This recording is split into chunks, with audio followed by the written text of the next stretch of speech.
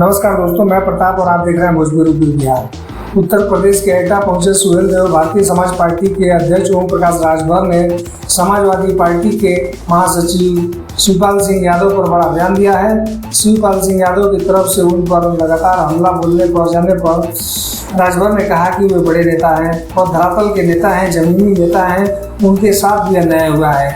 जब अन्याय हुआ तो उन्होंने सपा से नाराज कार्यकर्ताओं के साथ प्रगतिशील पार्टी बनाई।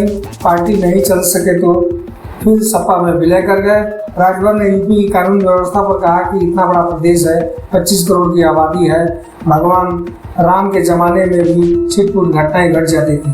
बड़ा प्रदेश है, अगर कोई घटना घटती होती है तो तत्काल पुलिस की टीमें एक्शन में आती हैं और काम करती हैं। एटा की छात्रा की हत्या की घटना में भी पुलिस की जांच 5 टीमें जांच कर रही हैं। साथ ही उन्हें कहा कि हम लोग जनता के बीच के लोग हैं, जनता के बीच जाकर काम करते हैं। गरीबों के लिए कल्याणकारी योजनाएं बनाई जा रही हैं, लोगों को योजनाओं के से लाभान्वित भी किया जा रहा है। इस दौरान जातिगत जनगणना के मामले को लेकर राजभर ने विपक्ष पार्टियों को बहुत बड़ा हमला बोला।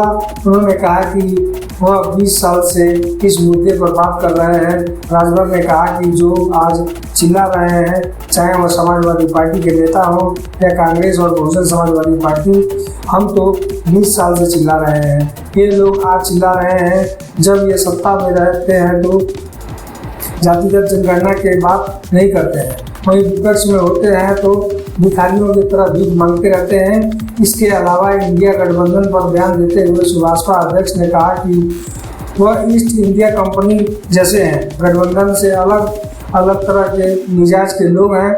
कुछ दिनों के बाद गठबंधन समाप्त हो जाएगा।